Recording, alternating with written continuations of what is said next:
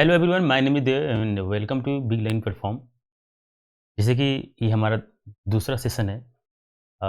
इस सेशन में previous paper Uttar Pradesh लोक सेवा आयोग के प्रीवियस पेपर कराए जा रहे हैं और इस सेशन में मैं सिर्फ ज्योग्राफी के प्रश्न कराऊंगा। और 2012 से लेकर और वर्तमान जो टाइम चल रहा है, इस टाइम तक जितने भी एग्ज़ाम हुए हैं उत्तर प्रदेश का पीसीएस के, यूपी पीसीएस के, तो उसके एग्ज़ाम उसके प्रीवियस पेपर प्रश्न कराए जाएंगे ज्योग्राफी के। और साथ साथ में कैसे प्रश्नों का कोई अटेम्प्ट लेना है, कैसे करना है, उसको भी देखा जाएगा। तो आइए स्टार्ट करते हैं कि ये 2013 का है। लास्ट लेक्चर में हमने सॉल्व किया था 2012 का। ये 2013 का है। देखते हैं हमारा फर्स्ट क्वेश्चन कौन सा है। देखिए, सूची 1 दिया हुआ है और सूची 2 है। मिलान करना है हमें कि और मिलान करने के बाद आपको यहाँ से आंसर मिलेगा। बहुत ध्यान से आप मिलान कर कीजिए। एग्ज़ाम में जब बैठें तो आपको ध्यान से, क्योंकि कई बहुत बार आपको जानकारी होती है, फिर भी आप क्या करते हैं कि इसमें जो है आप थोड़ा गड़बड़ मिस्टेक हो कर बैठते हैं। तो देखिए, ये है अवस्थिति और ये है जैवमंडल। जिनको कई बार क्या होता है कि बहुत लोग इन्वायरमेंट या ज्योग्राफी, देखिए थोड़ा बहुत एक जैसा ही सब्जेक्ट है ये। इन्वायरमेंट और ज्योग्राफी एक में ही होता है। तो इन्वायरमेंट और ज्योग्राफी के जो प्रश्न होते हैं उसको कुछ बहुत लोग इंग्लिश में ही पढ़ते हैं, लगभग कुछ वर्ड जो टर्म है, क्योंकि हिंदी में थोड़ा सा ऐसा कहते हैं कि लेंदी होता है। ये मुझे नहीं मालूम है कि लेंदी है कि नहीं। तो मैं थोड़ा बताता भी जाऊँगा आपको कि इंग्लिश के टर्म आपको बताता भी जाऊँगा कि आपको आसान हो जाए, है ना। तो देखिए, जैवमंडल जो है इसको भी बायोस्फीयर कहा जाता है। बायोस्फीयर रिजर्व होता है। भारत में जो है बायोस्फीयर रिजर्व जो है 18 है। और बायोस्फीयर रिजर्व क्या होता है? तो देखिए, बायोस्फीयर रिजर्व के अंतर्गत में जो है जीव जंतुओं को जो है संरक्षण प्रदान करने के लिए बायोस्फीयर रिजर्व सरकार घोषित करती है। तो अभी तक भारत में 18 बायोस्फीयर रिजर्व घोषित हो चुका है। आप जब इन्वायरमेंट पढ़ रहे होंगे तो इन्वायरमेंट में आप देखेंगे या ज्योग्राफी के पार्ट में भी ये आता है, वहाँ भी आपको मिलेगा ये बायोस्फीयर रिजर्व वगैरह देखेंगे तो। और जो लोग पढ़े होंगे तो उनको जानकारी होगी ही, फिर भी मैं थोड़ा सा बेसिक बता के जाऊँगा। और जैसे कि प्रश्न लगाएँगे उसके पहले आपको बता दूँ मैं कि बायोस्फीयर रिजर्व होता क्या है। जैसे देखिए, सरकार करती क्या है, कुछ एरिया को रिजर्व करती है, नाम है बायोस्फीयर रिजर्व, है ना। तो इसको क्या करती है सरकार कि उस कुछ एरिया को जो काफ़ी इम्पोर्टेंट होता है इन्वायरमेंट के लिए, जीव जंतुओं के लिए, जिसको लगता है सरकार को कि उसकी संरक्षण ज़रूरी है करना, है ना। क्योंकि जो बायोडाइवर्सिटी है उसको एक संतुलित रूप में रखने के लिए, है ना, संरक्षण ज़रूरी है। क्योंकि एक चीज़ अनबैलेंस हो गया तो सभी सारे जैव मंडल जो है सबको अनबैलेंस कर देता है। इससे संरक्षण की आवश्यकता होती है, तो सरकार क्या करती है, संरक्षण करती है। तो बायोस्फीयर रिजर्व में थोड़ा आप देख लें कि सरकार क्या करती है, कोई एरिया को रिजर्व करती है। मान लीजिए ये हो गया बायोस्फीयर, तीन पार्ट्स होते हैं इसके। छोटा सा सबसे सेंसिटिव पार्ट होता है, तो कहा इसका नाम दिया जाता है कोर, जोन है ये सब, तो कहते हैं कोर जोन। उसके बाद ये बाहर का पार्ट जो होता है इसको कहते हैं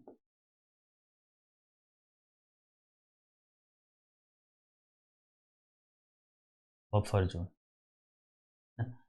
3 पार्ट्स होते हैं।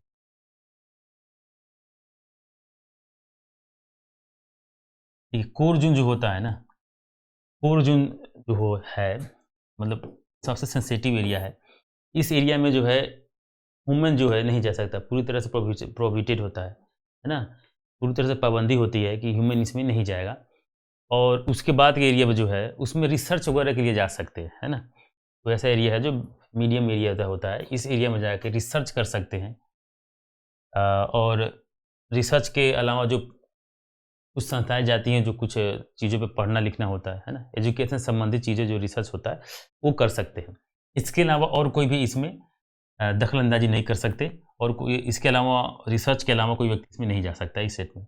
लास्ट वाला जो बफर ज़ोन होता है, इसमें जो है, इसमें जो है सीमित लोग जा सकते हैं। जैसे कि अगर अ, उन क्षेत्रों के जो वहीं के रहने वाले लोग हैं, वहाँ पे घर बना सकते हैं। लेकिन कुछ नियम के मतलब कुछ मतलब पाबंदी के अंदर, है ना? और इसके अंतर्गत सिर्फ जीव जंतु का ही संरक्षण नहीं किया जाता है, बल्कि कुछ जनजातीय लोग हैं, है ना? जो आदिवासी लोग हैं, आदिवासी लोगों का भी यहाँ पे मतलब संरक्षण के तरीके देखे जाते हैं, उनकी सुविधाओं को मद्देनजर रखा जाता है। तो ये तो हो गया हमारा जैव मंडल। देखिए भारत में जो है 18 जैव मंडल भंडार है, बायोस्फीयर रिजर्व है, लेकिन अब सोचेंगे कि 18 को भी रटना, देखिए ठीक है रटने लेंगे, लेकिन ऐसे करके बहुत सारे डेटा हो जाता है। तो ये अब सोचेंगे कि ये अब जब ये एग्ज़ाम जब हुआ था 2013 में, तो उस समय ये करंट में होगा, है ना? तो इसके हो सकता है कि इसमें से 1 या 2 बायोस्फीयर रिजर्व करंट में रहा हो, तो उसके आस-पास का पूछ दिया हो। और वो तो इसको आप क्या है कि प्रैक्टिस के तौर पे ये ज़रूरी है करना प्रश्न। और कुछ इम्पोर्टेंट जो बायोस्फीयर रिजर्व होते हैं, उनको तो हर बार पूछा जाता है, कॉमन चीज़ है, ये तो पूछा ही जाता है। तो हम इसमें देखते हैं कि नोकरेक, नोकरेक बायोस्फीयर रिजर्व किस राज्य में है? मानस बायोस्फीयर रिजर्व, देखिए मानस आपने नाम सुना होगा, है ना? मानस देखिए, दिहांग दिबांग, जब आप ब्रह्मपुत्र नदियों के बारे में जब पढ़ते होंगे, दिहांग दिबांग आप नाम सुना होगा, तो आप सीधे आपको समझ में आना चाहिए कि जब भी दिहांग दिमाग की बात की जा रही है, तो चले जाइए सीधे कहाँ? अरुणाचल प्रदेश, है ना? अच्छा, यहाँ चलिए देखिए मानस, मानस से सीधे आपको समझ में आना चाहिए कि मानस सीधे असम में, है ना? अच्छा, नोकरेक देखिए, नोकरेक जो है मेघालय, और अगस्त्य मलाई जो है ये साउथ में, ये तो बहुत आसान है। तो इस हिसाब से देखिए कौन सा हो जाएगा, ए है पे जो है 4 होना चाहिए, तो ए पे 4 हो गया। ओके, ए 4 नहीं है, सॉरी, ए पे जो है 3 है, ए पे 3 3 3 3 यहाँ पे, है ना? और बी जो है, बी है 2 पे, बी 2 पे मतलब ये आंसर है ना? तो इसका आंसर हो गया बी। बाकी कितने बायोस्फीयर रिजर्व जो 18 हैं भारत के, ये हम इस पीडीएफ के लास्ट स्लाइड में ऐड कर दिया गया है, वहाँ से आप देख सकते हैं। बाकी आप अपने नोट्स बनाया होगा या आपने जो बुक प्रिपेयर किए होंगे पढ़ने के लिए, वहाँ से देख सकते हैं, वहाँ से पढ़िए, वहाँ से याद करिए। और बाकी कोशिश की जाए कि यहाँ का जो कंटेंट है यहीं पे आपको मिल जाए, है ना? हमारा नेक्स्ट प्रश्न है, देखिए निम्नलिखित देशांतरों में कौन सा भारत की प्रमाणिक मध्याह्न रेखा कहलाता है? ये तो बहुत आसान प्रश्न था, और ये तो अब पूछा भी नहीं जाता है, लेकिन फिर भी आपको ध्यान में रखना चाहिए कि कौन सा है।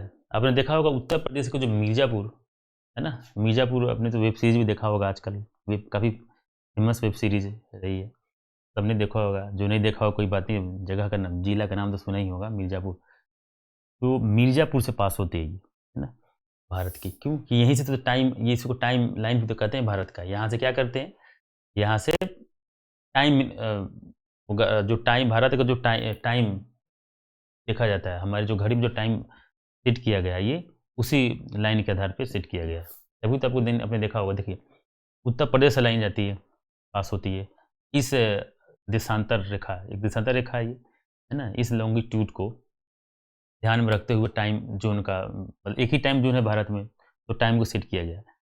लेकिन जब यहीं अभी न्यूज़ में रहा भी होगा, आपने देखा है, अभी वर्तमान में भी न्यूज़ में रहता है कि नॉर्थ ईस्ट में जो है राज्यों में, पहले वहाँ के टाइम में और यहाँ के टाइम में काफ़ी ज़्यादा डिफरेंट आ जाता है ना। जैसे गुजरात, गुजरात का जो क्षेत्र है वहाँ से, और नॉर्थ ईस्ट के सबसे चले जाइए लास्ट में राज्यों में, वहाँ पे, तो वहाँ देखेंगे तो काफ़ी टाइम, है ना, टाइम का डिफरेंस हो जाता है, सॉरी, टाइम का डिफरेंस हो जाता है।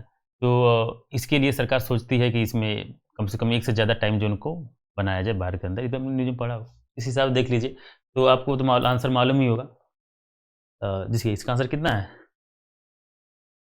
82 डिग्री 30 मिनट ईस्ट, है ना? ये तो इसका आंसर हो गया।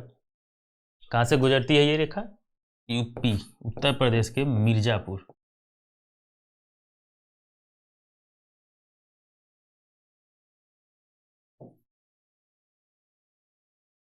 है ना? मिर्ज़ापुर जो जिला है वहाँ से पास होती है।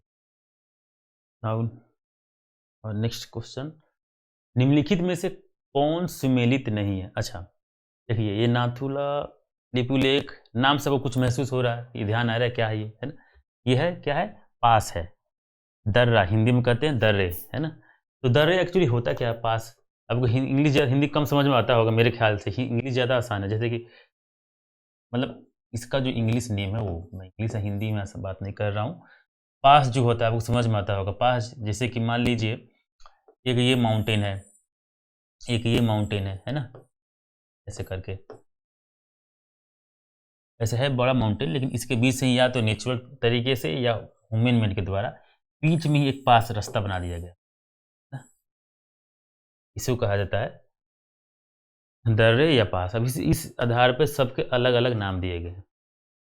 जाहिर सी बात ये भी उस समय न्यूज में होगा, तभी ये 4 दर्रे आपको दिख रहे हैं बोर्ड पे, क्योंकि बहुत सारे दर्रे हैं। बाकी स्टेट वाइज आप थोड़ा ध्यान याद रखें, क्योंकि जो भी नॉर्थ ईस्ट बता रहा हूँ, नॉर्थ ईस्ट के जो स्टेट हैं वहाँ भी दर्रे ज़्यादा हैं। और बाकी तो आप चले जाइए नॉर्थ की तरफ, है ना, हिमालय की तरफ जो हमारे स्टेट हैं, उनसे जो जुड़ी हुई जो तटीय रेखा है, जैसे नेपाल से, चाइना तिब्बत से, है ना, तो इन क्षेत्रों में जो है ज़्यादा यहाँ से पूछे जाते हैं प्रश्न। और कोई ज़्यादा ये आसान है, आप याद कर सकते हैं, क्योंकि एक राज्य में कितने पास हैं, माउंटेन पास हैं, दर्रे कितने हैं, उसको आप याद कर सकते हैं, है ना। और वहीं से प्रश्न बनाए भी जाते हैं जो राज्य ज़्यादा अगर न्यूज में रहता है, जैसे कि कश्मीर, तो कश्मीर से भी पूछे जाते हैं दर्रे कौन कौन से हैं। तो यहाँ पे आप देख लीजिए कि देखिए नाथुला दर्रा है, लीपू लेक, रोहतांग, है ना, और पाल घाट। तो ये 4 दर्रे हैं और आपको यहाँ पे राज्यों के नाम दिए गए हैं। आपको मिलान करने से मिलान करना है, कौन सम्मिलित नहीं है, नहीं मिलान नहीं करना है, इसमें देखना है गलत कौन सा है, मतलब बाकी सही है, ये कोई गलत होगा, है ना? तो देखिए कौन सा गलत है।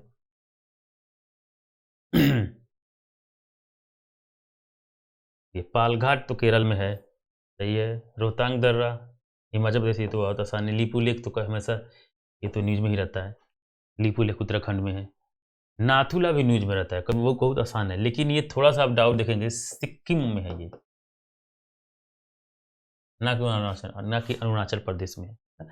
अब सिक्किम में है नाथुला दर्रा, तो नाथुला दर्रा जो है ये किसको किसको जोड़ता है। देखिए दर्रा क्या होता है, मान लीजिए यहाँ पे कोई एरिया है, ये इंडिया हो गया, यहाँ पे कोई और देश हो गया, चाइना हो गया, इसको जोड़ता है। उसी तरह से जो नाथुला दर्रा है ये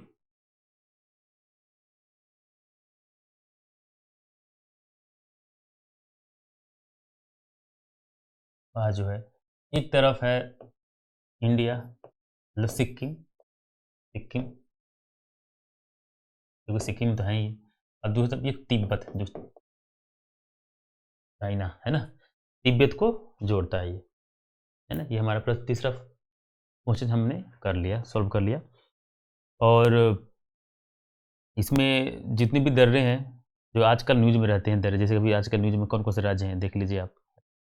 अभी चुनाव हो रहे हैं हिमाचल प्रदेश में, देखिए होने वाले हैं, तो वहाँ पे थोड़ा बहुत जो राज्य स्टेट अगर है, अगर जोग्राफिकल पॉइंट ऑफ व्यू से अगर नहीं भी रहता है, जैसे बहुत बहुत बार क्या होता है कि प्रश्न ऐसे पूछे जाते हैं किसी भी पीसीएस में, बिहार का हो या उत्तर प्रदेश का हो या मध्य प्रदेश का हो, वो लोग सीधे तौर पे प्रश्न नहीं पूछे जाते हैं। जैसे कि मान लीजिए आज भूकंप आ गया, है ना, या अभी कुछ दिन पहले दिल्ली में भूकंप महसूस किया भी होगा, कई बार किया होगा, या और भी जगहों पे भूकंप महसूस किया होगा।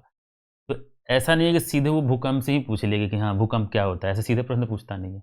सीधे आपसे पूछेगा कि रिएक्टर स्किल क्या होता है, थोड़ा अंदर जाके प्रश्न पूछे जा रहे हैं, थोड़ा सा टेक्निकल प्रश्न बनाए जा रहे हैं आजकल, है ना, कि क्योंकि कंपटीशन ज़्यादा है, आपको कैसे हटाना है, लीड से आपको बाहर कैसे करना है, ये आयोग सोचती रहती है।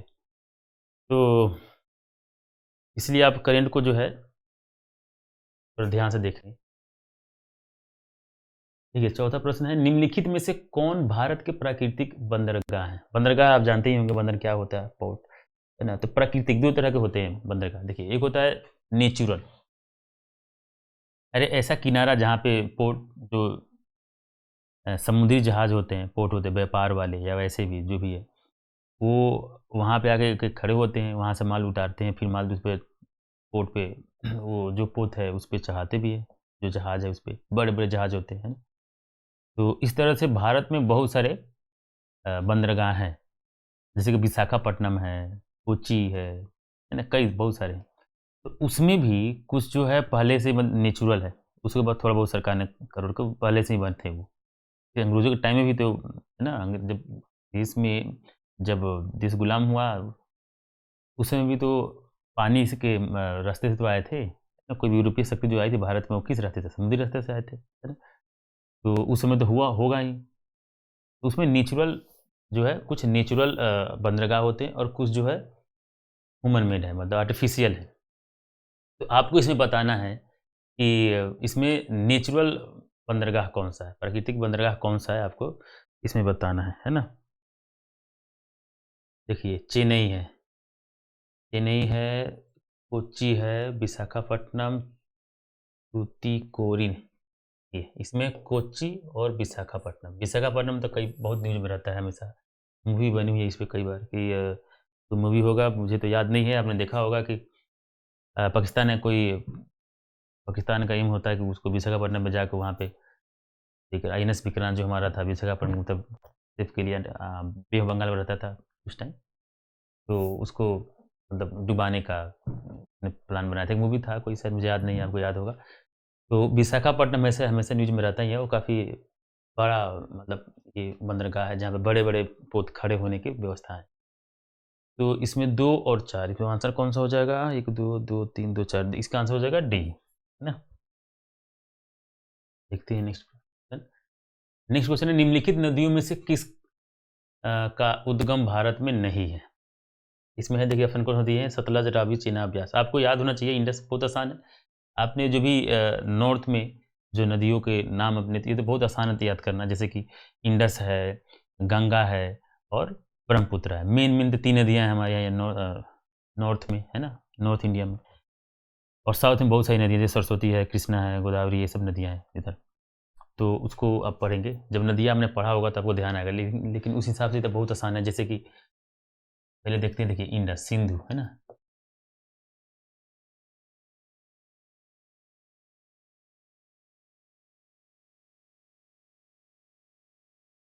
सिंधु,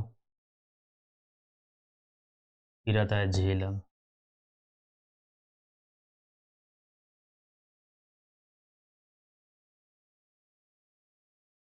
रावी, सिंधु, झेलम, चिनाब, रावी, ब्यास, सतलज। देखिए 1, 2, 3, 4, 5, 6, ये सिंधु की सबसे मेन नदी तो ये सिंधु ही है ना? इंडस भी कहते हैं इसको। ये मेन नदी तो ये सिंधु है, ये इसके ट्रिब्यूटरी हैं। आप जब मैप देखेंगे फिजिकल इंडिया के, तो आपको समझ में आएगा ये क्या है। ये तो इसके ट्रिब्यूटरी हैं। तो आप ऐसा रख दें, एक तो सिंधु हो गया, चलिए इसको हटाइए। इसमें ट्रिब्यूटरी के बारे में पूछा हुआ है ना। देखिए सतलज है, रावी है, चिनाब है, ब्यास है। कह रहा है कि कौन सा भारत से निकलती है, उद्गम है। उद्गम मतलब भारत से ही निकलती है नदी। तो आप इसको याद कर लें कि शुरू की जो ये 4 नदियाँ हैं ना, ये सभी, ये सब कहाँ से निकलती हैं?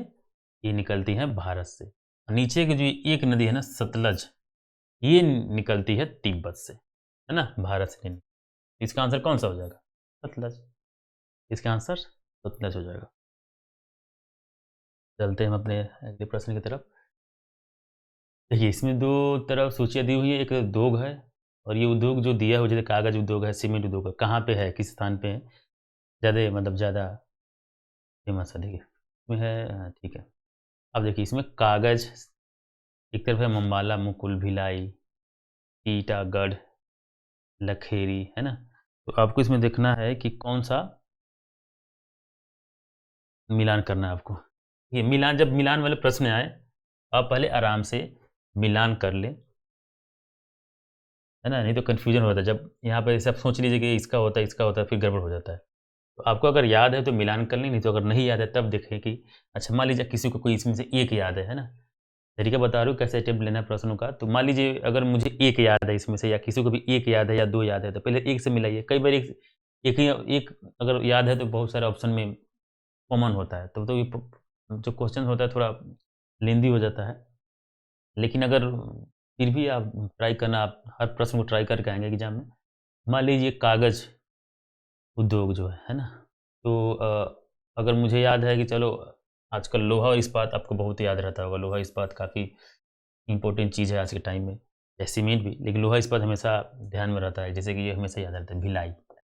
भिलाई, जब भी लोहा और इस्पात जब बोला सुनाई देता है, आपको दिमाग में खींच जाता है कि भिलाई, है ना? तो भिलाई जो स्थान है वो काफ़ी, क्योंकि यहाँ से जो रेलवे के लिए भी जो है लोहा वगैरह यहीं से उपयोग किया जाता है।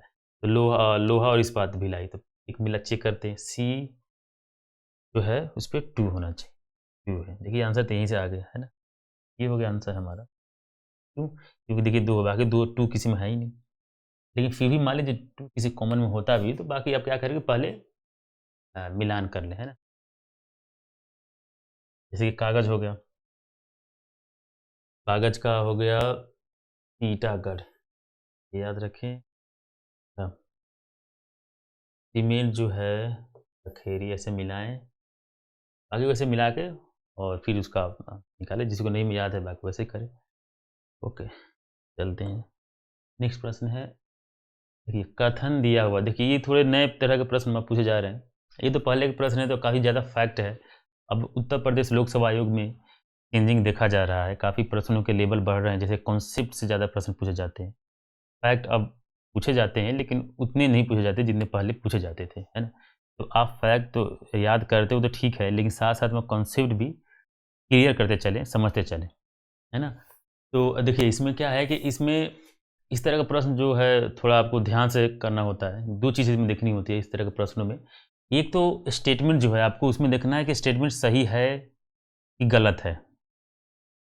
और दूसरा चीज़ ये देखना होता है कि जो स्टेटमेंट एक दिया होगा, पहला स्टेटमेंट और एक 2 स्टेटमेंट, इसमें 2 स्टेटमेंट दिया हुआ है। पहला स्टेटमेंट और दूसरा स्टेटमेंट मान लीजिए अगर सही भी है दोनों, उसके बाद भी आपको देखना होगा कि क्या दूसरा स्टेटमेंट पहले स्टेटमेंट को सपोर्ट करता है कि नहीं करता है ना? मान लीजिए पहला स्टेटमेंट सही है और दूसरा स्टेटमेंट अगर वो भी सही है, लेकिन ये अगर दूसरा स्टेटमेंट पहले को सपोर्ट नहीं करता है, तो वो भी आपको सोचने की ज़रूरत है। ऐसा ये इसको आप रट के जा नहीं सकते हैं ना, आपको बस पढ़ा होगा लेकिन दिमाग आपको लगाना होगा यहाँ पे। तो देखिए, पहला स्टेटमेंट है, काली मिट्टी कपास की खेती के लिए उपयुक्त है। ये तो बहुत आसान स्टेटमेंट है, आपने देखा होगा कपास वगैरह कहाँ होती है? काली मिट्टी पे ही होगी। और काली मिट्टी के बारे में आपने पढ़ा होगा कि काली मिट्टी जो है स्वतः जो है खुद को क्या करती है, जुताई कर ले, स्वतः जुताई वाली मिट्टी होती है ना? क्या होता है, क्या ऐसा क्यों कहा जाता है? क्योंकि देखिए, जब ये काली मिट्टी सूखती है तो इसमें दरारें आ जाती हैं, है ना? और फिर जब भीगती हैं तो फिर दरारें उसमें पानी उस दरारों में चली जाती हैं, तो फिर ना चिपचिपासी हो जाती हैं। तो काली मिट्टी क्या है? तो काली मिट्टी पे जो है, काली मिट्टी को जुताई वाली मिट्टी कहा जाता है। खुद स्वतः जुताई वाली मिट्टी कहा जाता है। और काली मिट्टी जो है इस पे कपास की खेती की जाती है। ये सबसे कपास जो है काली मिट्टी पे ही होती है, आपको मालूम होगा, है ना? और उसके बाद देखिए दूसरा स्टेटमेंट है, पहला तो स्टेटमेंट सही है, तो देखिए पहला स्टेटमेंट ए तथा आर दोनों सही है। ये तो सही है, मान गए। मैं कह रहा है ए तथा आर दोनों सही हैं, परंतु आर इज़ इन, कम से कम इतना मालूम है कि ए सही है ना? इतना हम जानते हैं। अब आर का मालूम नहीं, आर देखते हैं। उनमें जैव तत्व मतलब काली मिट्टी में जैव तत्व प्रचुर मात्रा में होता है। अब आपको देखना है कि जैव तत्व काली मिट्टी में होता है कि नहीं होता है। देखिए काली मिट्टी में जो काला होता क्यों है? क्योंकि आयरन की मात्रा होती है ना? काली मिट्टी से तो लाल मिट्टी बनता है ना? कैसे? जब वाटर जाता है तो वहीं ऑक्साइड वगैरह के निर्माण होता है, तो जैसे कि जंग लगता है लोहे में तो लाल होता है ना हल्का, उसी तरह से लोहे में जब वाटर जाएगा तो वो उसी से लाल मिट्टी बनती है। हमने पढ़ा होगा जब मिट्टियाँ, सॉइल्स पढ़े होंगे, soils of the India, Bharat की मिट्टी जब पढ़ा होगा, हमने पढ़ा होगा या पढ़ेंगे तो आपको पता चलेगा, है ना? तो जो मिट्टी है काली मिट्टी, उससे क्या खूबियाँ होती है कि इसमें जैव तत्व नहीं होते, जैसे कि नाइट्रोजन, है ना, वगैरह उसमें नहीं होता है। तो इसमें आयरन वगैरह होता है, तो इसलिए जैव तत्व नहीं होता है, प्रचुर मात्रा में होता है, ये कह रहा है। तो इसका मतलब आर जो है ये गलत है और ये सही है। अब इसको ही आपको इसमें देखना है, ये तो और आसान हो गया, क्योंकि ये कह रहा है कि ए आर दोनों, ये तो पहले ही गलत हो गया, ये नहीं होगा। ए तथा आर दोनों सही है, ये भी गलत हो गया। अब इन दोनों में कौन सा सही है देखिए, ए सही है परंतु आर गलत है, हो गया आंसर, निकल गया, बाकी छोड़, है ना? ये सही है, तो इसका हमने आंसर सॉल्व कर लिया। निम्नलिखित आर्द्र क्षेत्रों में, आर्द्र क्षेत्र क्या होता है? आर्द्र क्षेत्र के बारे में पढ़ा होगा, जब इन्वायरमेंट पढ़ेंगे या जो भी पढ़ेंगे तो उसमें आपको दिखेगा। आर्द्र क्षेत्र वही होता है, वेटलैंड इंग्लिश में कहा जाता है, या कहें तो वैसा क्षेत्र जहाँ पे बायोडाइवर्सिटी के लिए काफ़ी इंपॉर्टेंट स्पेस होता है, जो वाटर के लिए होता है। जैसे कि पानी, इसमें एक कंडीशन है बहुत सारे कंडीशन के अलावा एक मेन कंडीशन ये भी है कि इसमें जो वाटर है 6 मीटर से अधिक नहीं होना चाहिए, है ना? आपने देखा होगा कि जैसे खेतों में अगर गाँव से बिलॉन्ग करते हैं तो आपने ऑब्ज़र्व किया होगा कि खेत में जो गाँव में जब धान की खेती होती है, तो वहाँ पे जो पानी लगता है, वो भी एक तरह से वेटलैंड जैसा होता है ना? वहाँ पानी लगी रहती है, तो वेटलैंड जैसा होता है, जो पानी लगी होती है, उसमें बायोडायवर्सिटी काफ़ी ज़्यादा होता है ना? तो सरकार उसी को क्या करती है कि कंज़र्व करने की कोशिश करती है। जब भी ये वेटलैंड की बात आता है ना? तो आपके दिमाग में एक चीज़ जाता होगा, रामसर कन्वेंशन। 1971 में रामसर कन्वेंशन होता है ना? रामसर एक जगह है, वहाँ पे होता है ये कन्वेंशन। तो रामसर कन्वेंशन में क्या होता है? इसमें जो है कुछ वैसे क्षेत्रों को संरक्षण करने की बात की जाती है, और ये बात बहुत पहले से की जाती थी। 70 के दशक से ही शुरुआत हो गया था, मतलब 1965 के बाद से ही शुरुआत हुई थी, कि जो भी इम्पोर्टेंट और बड़ा सेंसिटिव जो एरियाज़ हैं, जहाँ बायोडायवर्सिटी ज़्यादा है या लुप्त हो रहे हैं, जो बहुत कई तरह की झील हैं, जहाँ पे सूखने लगा है झील, या सूख सकता है या बर्बाद हो सकता है, खत्म हो सकता है, तो उनको कंज़र्व किया जाए। तो पूरे विश्व में जो है, विश्व के बहुत सारे देशों ने मिलकर 1971 में कन्वेंशन करते हैं, रामसर में, वही है रामसर कन्वेंशन। उसी में जो है, इसी रामसर कन्वेंशन के अंतर्गत में जो है, अलग-अलग देशों में वेटलैंड को जो है समृद्ध किया जाता है, और जब वो सही हो जाती है तो फिर उसको बाहर कर दिया, है ना? तो इस तरह से जो है देश में, हमारे यहाँ देश में लगभग अभी देखेंगे तो अबाउट, अभी तो 2022 में अभी चल रहा है, इस समय तो और भी वेटलैंड की संख्या बढ़ चुकी है। आज की डेट में मैं बताता हूँ, अभी ये नवंबर है, नवंबर 2022, और आज तक जो है 75 वेटलैंड है भारत में। रामसर कन्वेंशन के अंतर्गत वेटलैंड तो बहुत है देश के अंदर, लेकिन रामसर कन्वेंशन के अंदर जो वेटलैंड है वो 75 है ना? तो रामसर साइट कहते हैं, इसको रामसर साइट्स कहते हैं। तो रामसर साइट कितने हैं? 75। रामसर साइट जो है,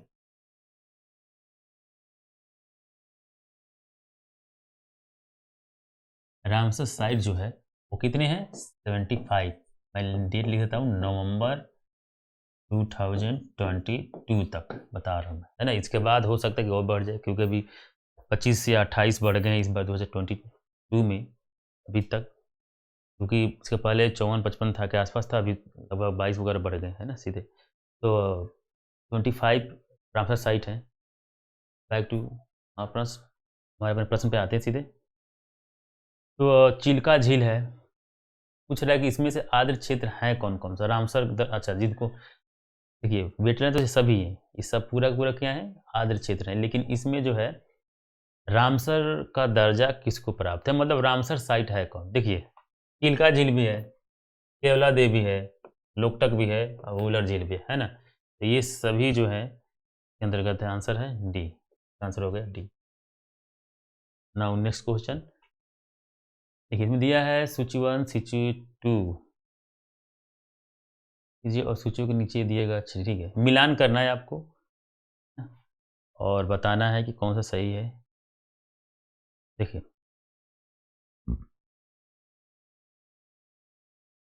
जी मिलाते हैं। उकाई जो है संबंधित है किससे?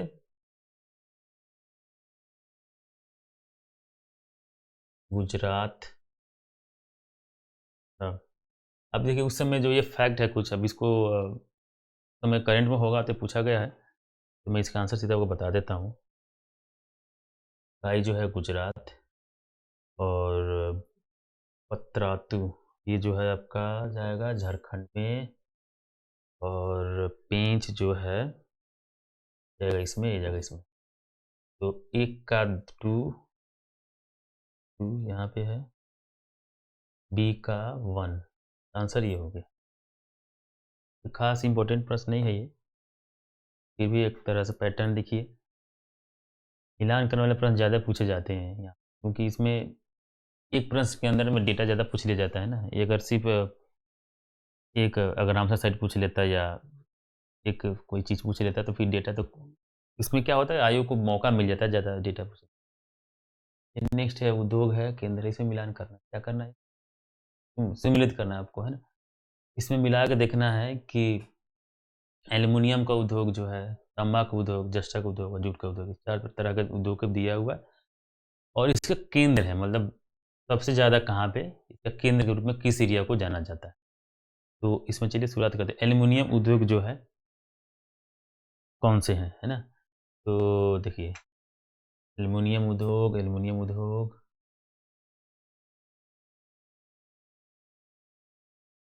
जेके नगर है। एल्युमिनियम उद्योग में चले जाइए, जेके नगर है। तांबा जो है तांबा मलाज खंड, जस्ता, जस्ता कहाँ पे होता है? जस्ता जो है दुनरू है और जूट जो है एक बच रहा है, ये तो बच जाएगा। कौन सा हो गया ये? 10 का ये इस पे जा रहा है, ये ए पे जा रहा है 3 पे, तो ए गया 3 पे, यहाँ भी है, यहाँ भी है।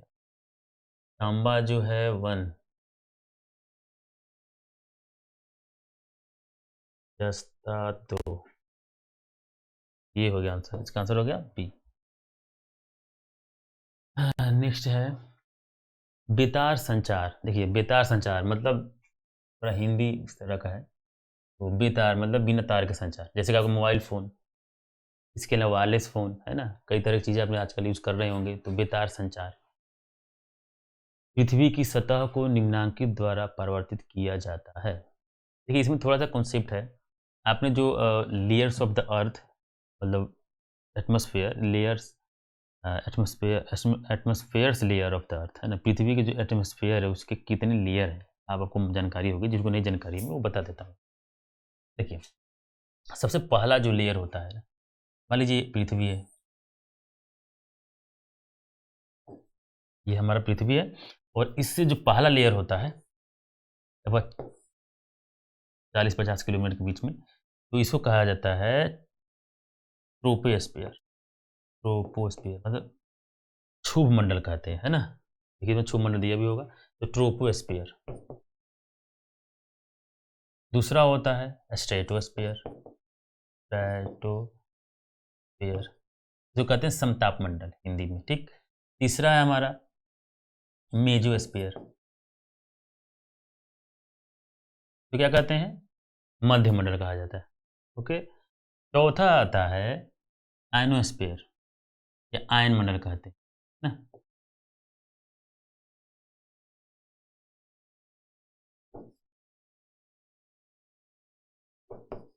आयन मंडल। और सबसे आखिरी होता है एक्सोस्फीयर जो मतलब बाहर बाहर मंडल कहते हैं। देखिए आयनोमंडल ऐसा, देखिए इसमें जल्दी पढ़ाता हूँ कि हम क्वेश्चन सोल्व कर रहे हैं न कि लेक्चर कर रहे हैं हम। जब जब लेक्चर भी होगी तो उसमें जो हम पढ़ेंगे अलग क्लाइमेट पढ़ेंगे या लेयर्स पढ़ेंगे, एटमॉस्फेरिक लेयर पढ़ेंगे, तो इन सारी जो पढ़ेंगे उसको डिटेल से देखा जाएगा कौन सा कितने डिस्टेंस में होता है, इसकी विड्थ कितनी होती है, ओजोन ओजोन कहाँ पे होता है, तो ये सब देखा जाएगा तो काफ़ी टाइम चला जाएगा। तो देखिए सीधे मैं पॉइंट पे आता हूँ कि आयनोस्फीयर जो है नाइनोस्फीयर होता है, थर्मोस्फीयर कहते हैं इसको, थर्मोस्फीयर कहा जाता है। देखिए इसमें जो है आयन्स होते हैं, जैसे प्लस कर आयंस, ही आपने जब केमिस्ट्री वगैरह फिजिक्स पढ़ा होगा आपने, तो आयंस का, इसके आयंस का सिंबल है आयंस का। जैसे कि आयंस है अलग अलग होते हैं, है ना, अलग अलग आयंस। इसलिए यहाँ पे ही जो है सैटेलाइट को जो भी सेट, देखिए हम लोग जो संचार जो मोबाइल वगैरह यूज करते हैं, जो संचार के माध्यम का बिना वायर के ही संचार जो पॉसिबल हो पाता है। टीवी भी देख सकते हैं जो एंटीना लगाया जाता है हमारे छत पे, है ना, डीटीएच वगैरह देखा होगा आपने। तो इन सारी चीज़ों के लिए, हमारे मोबाइल फ़ोन के लिए, टीवी के लिए, वायरलेस के लिए और भी कई सारी चीज़ों के लिए ब्रॉडबैंड का इस्तेमाल किया जाता है इंटरनेट वगैरह चलाने के लिए। और भी कई तरह के संचार के माध्यम है ना? तो इन सारी चीज़ों के लिए सैटेलाइट इंस्टॉल किए जाते हैं हमारे ऑर्बिट में। तो ये जो सैटेलाइट जाता है ना, तो ये सैटेलाइट जब लॉन्च किया जाता है, इसरो सैटेलाइट लॉन्च करती है, हमें देखा ही होगा। अब तो हमारे यहाँ देश में पहली बार ऐसे ही जानकारी के लिए बताया था, आप जानते ही होंगे। पहली बार जो है अब प्राइवेट सैटेलाइट भी लॉन्च किया गया प्राइवेट कंपनी द्वारा, है ना? तो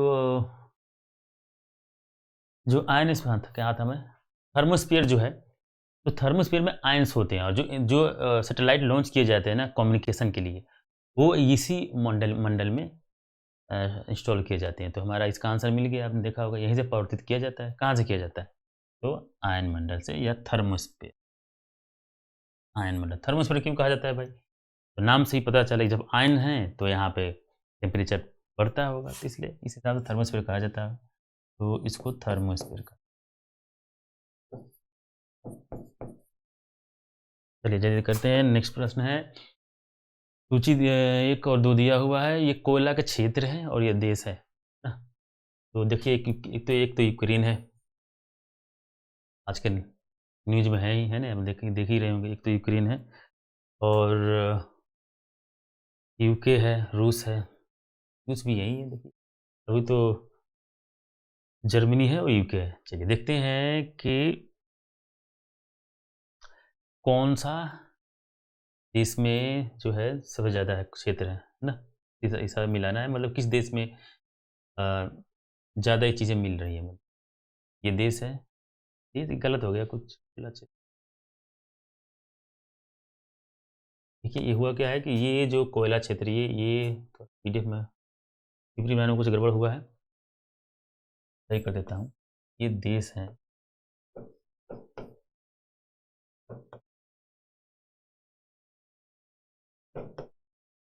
अब हमें मिलाना है कि डोनेट्स किस किस देश में है, कुजनेटस्क जो है कोयला क्षेत्र, ये किस देश में है। कार का जो किसमें है, पहले ट्राई करते हैं डोनेटस किस में है ना? तो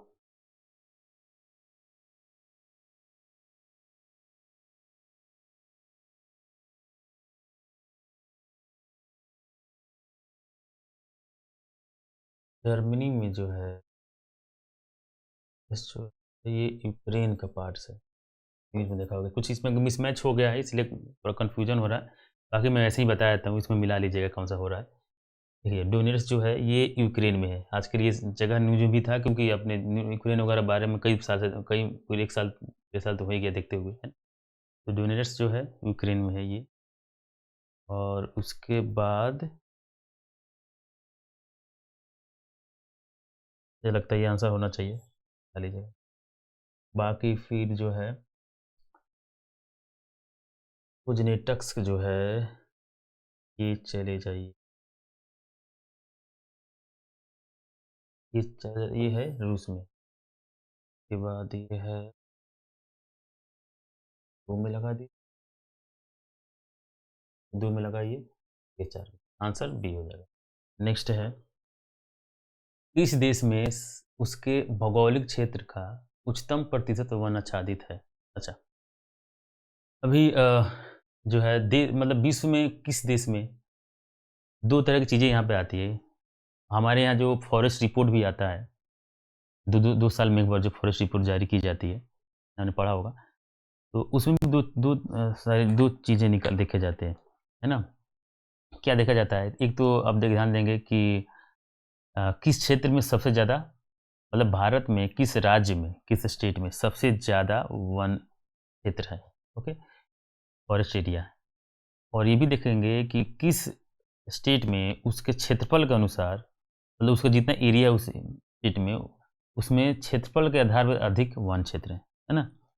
उसी तरह देश में भी देखा जाता है कि, तो इस प्रश्न में पूछा जा रहा है कि भौगोलिक क्षेत्र का उच्चतम प्रतिशत वन आच्छादित है, मतलब कि ऐसा कौन सा देश है जिसका अपने ही क्षेत्रफल के अनुसार, मान लीजिए कोई देश है और उसका अपना ही जो क्षेत्रफल है उसमें सबसे ज़्यादा क्या है, मतलब सबसे ज़्यादा 60% या 50% अपने देश के एरिया का फॉरेस्ट है ना?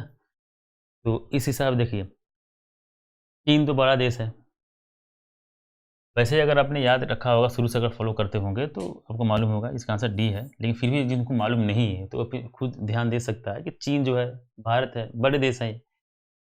तो जो छोटे राज्य होते हैं या छोटा देश होता है ना, अधिकतर चांस होता है कि उसका परसेंटेज जो है वन क्षेत्र में अधिक हो। एक ट्रिक बता रहा हूँ थोड़ा अंदाज़ा लगाने के लिए, क्योंकि थोड़ा कॉमन सेंस लगाना ज़रूरी है आपको, अगर पेपर में कुछ पास होना है तो। नेक्स्ट इतना है कि इसमें से निम्नलिखित में से कौन सुमेलित नहीं है ना? तो इसमें देखिए, जब इसमें ये प्रश्न पूछे गए थे ना, तो कुछ विवाद था इस पे, क्योंकि थोड़ा ऑप्शन वगैरह में आयोग ने गड़बड़ कर दिया था, क्योंकि ये सब सही है। ब्राज़ील, नॉर्वेस्क है, मेक्सिको है चांदी, पेरू यूनाइटेड में, है ना? तो इसका थोड़ा अब आंसर पता नहीं उस समय में आयोग ने क्या माना था, मुझे तो नहीं आइडिया है। पर ये सभी सिमिली सही है ना? नेक्स्ट पर देखते हैं क्या है। विश्व में कुल कहवा उत्पादन के प्रतिशत की दृष्टि से शीर्ष देश कौन सा है? मतलब किस देश में जो है विश्व में जितना कहवा उत्पादित होता है, उसमें किस देश का सबसे ज़्यादा योगदान है? बस ये देखना है आपको, है ना? कितने परसेंट उसका ज़्यादा है। तो कहवा में जो है ना, आप देखेंगे कि ब्राज़ील जो है इस ये तो होगा नहीं, कोलंबिया होगा नहीं, है ना? ब्राज़ील जो है कहवा उत्पादन में अग्रणी देश है। ओके, नेक्स्ट प्रश्न है। ये सब फैक्ट्स हैं, तो इसको आपको रटना है, इसमें समझाने की क्या चीज़ें हैं। अब तो एक बार बुक रखें और जब मानव भूगोल पढ़ेंगे, ह्यूमन ज्योग्राफी, उसमें आपको मिलेगा फैक्ट के आधार पे, है ना? तो उसको एक बार रखें, आप उसको याद कर जाएँ, ये इंपॉर्टेंट चीज़ है। और नेक्स्ट प्रश्न है, निम्नलिखित देशों को उनके नाभिकीय शक्ति संयंत्र, न्यूक्लियर पावर प्लांट कब कहा जाता है? भारत में भी न्यूक्लियर पावर प्लांट है। आजकल काफ़ी न्यूज़ में भी है। यूक्रेन का जो न्यूक्लियर पावर प्लांट है ना, उससे खतरा बन रहा है पूरे वहाँ के यूक्रेन में तो खतरा बना ही है, बाकी उसके अगल-बगल देशों के लिए भी खतरा है और पूरे विश्व के लिए ही खतरा है, क्योंकि न्यूक्लियर पावर प्लांट है। जापान के बारे में तो आप जानते ही होंगे, पढ़ा होगा तो। तो नाभिकीय शक्ति संयंत्र जो है, इस संख्या के अवरोही क्रम में हमेशा ध्यान दिया करें आप एग्ज़ाम में, है ना? आपको जानकारी होने के बावजूद भी आप मिस्टेक कर दें, आयोग ये आयोग यही चाहती है कि आरोही और अवरोही डाल देती है, लड़के कन्फ्यूज़ हो जाते हैं कि इसको घटते क्रम में लिखें कि बढ़ते क्रम में लिखें। तो इसमें ध्यान दें कि अवरोही क्रम है, तो पहले आपको क्या करना है, पहले सबसे ज़्यादा जहाँ पे होगा उसको लिखना है और जिसमें सबसे कम जहाँ पे उस लास्ट में, है ना? अगर आरोही आरोही क्रम में होता है, आरोही क्रम में, तो सबसे कम वाला पहले और सबसे ज़्यादा वाला बाद में, है ना? मतलब बढ़ते क्रम में होता है। आरोही में होता है तो बढ़ते क्रम में, अवरोही यहाँ पे दिया हुआ है तो मतलब घटते क्रम में। ओके? तो अवरोही क्रम में व्यवस्थित कीजिए और सही उत्तर ठीक है। करना क्या है कि हम ये 4 देश दिया हुआ है। अब इन देशों में किस देश के पास सबसे ज़्यादा अ, न नाभिकीय शक्ति संयंत्र है? ये पहले निकालिए। अगर ये निकालिए, इसे कर के हमें सबसे ज़्यादा किसके पास है, फिर उससे कम किसके पास है, फिर उससे कम किसके पास है, फिर सबसे ज़्यादा कम किसके पास है। ये फाइंड आउट करके हमको फिर ये ऑप्शन में निकालना है। तो चलिए देखते हैं। सबसे पहले तो यही भी देख लीजिए कि सबसे ज़्यादा है यूएसए के पास। तो ये तो आ गया 4, तो बनाते जाइए 4। ओके? अब देखिए 2 ऑप्शन तो हम इसी से कट कर सकते हैं, क्योंकि हमें 4 मालूम है, 1 याद है। चलिए 4 ये तो ये होगा या तो ये हो गया। ये तो गए दोनों, है ना? सिर्फ़ 1 याद है आपको, इससे दोनों 2 को माइनस आपने कर दिया, 2 ऑप्शन हटा दिया। काफ़ी 50% आपने सॉल्व कर दिया, 50% आपको बाकी है करना सॉल्व। अच्छा, अब चलिए देखिए, दूसरा है फ्रांस, आप जानते होंगे, पढ़ा होगा तो। फ्रांस जो है लगभग सबसे ज़्यादा है, 104 के आस-पास जो है यूएसए के पास है।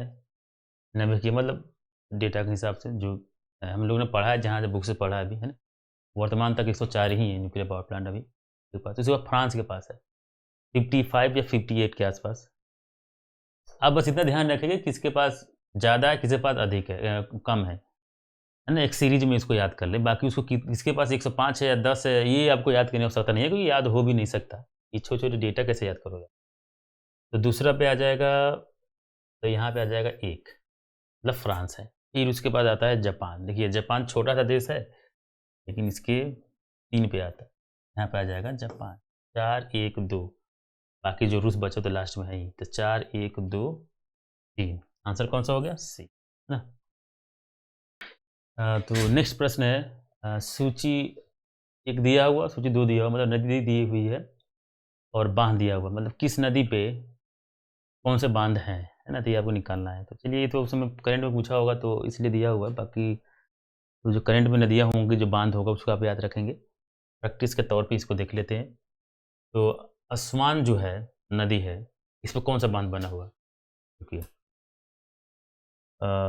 इस पे बना हुआ है जाम्बेजी, मिलान कर लीजिए, एक हमें याद है, एक से आंसर लग गया, देखिए, है ना? फिर भी मिला लेते हैं। करीबा जो है 3 पे है।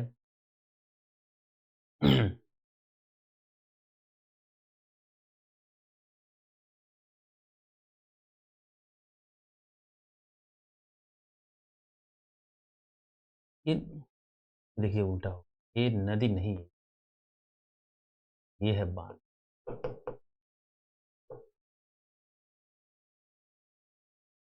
क्लियर हो जाता है। बाँध है ये, बाँधों का नाम दिया। नील, दामोदर, कोलोराडो, ये कब से बाँध कब से हो गए? नदियों के नाम है ना? तो देखिए, कोलोराडो नजी नदी जो है कोलोराडो, ये है उसपे हूवर बना हुआ, ठीक? और उसके बाद देखिए दामोदर पे कौन-सा बना हुआ है? पंचित। और फिर नील पे बना हुआ है आसमान, जो बच रहा है उसको लगा। आंसर हो गए हमारे। नेक्स्ट है, निम्नलिखित में से कौन सा देश अपने कुल निर्यात से प्राप्त धन का लगभग 2/3 चावल के व्यापार से प्राप्त करता है? देखिए अभी ये तो उस समय जब पूछा गया था उस समय का डेटा है ये। करंट में तो काफ़ी चीज़ें बदल गई हैं। लेकिन अभी ऐसा कोई भी देश नहीं है विश्व में जो सिर्फ़ क्या कह रहे हैं ये? जो सिर्फ़ देश अपने कुल निर्यात से प्राप्त धन लगभग 2/3 चावल का, जो सिर्फ़ चावल का निर्यात करके, व्यापार करके, मतलब चावल बेच के, है ना? अपना उसका जो टोटल निर्यात है, उसने जितना भी मतलब पैसे अर्जित करे हैं, मतलब अ, अंतर्राष्ट्रीय व्यापार में, है ना? अपने यहाँ का जो प्रोडक्ट है उसको बेच के टोटल जितने उसको फ़ायदे हुए, उसमें सबसे ज़्यादा हिस्सा किसका है? चावल का है। ऐसा कोई देश नहीं है अभी वर्तमान में। उस समय जब प्रश्न पूछा गया था उससे भी पहले 10-12 साल पहले उस टाइम ऐसा होगा था अभी, कि म्यांमार जो था ये सबसे ज़्यादा चावल ही बेच के, चावल से ही ज़्यादा ये सब पैसे कमाता था। तो उस समय आंसर सी होगा, लेकिन इस समय तो मतलब कोई भी नहीं है। मैं लिख देता हूँ, कोई भी देश नहीं, ये आंसर है। ये मान लीजिए ऑप्शन।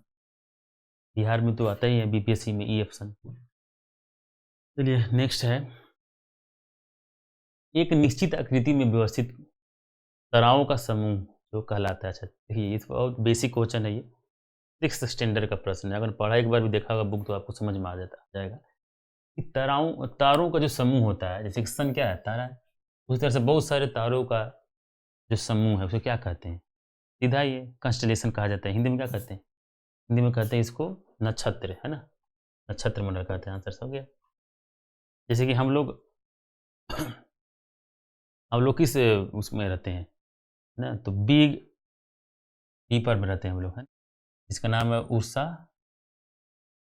कंस्टलेशन नाम है इसका।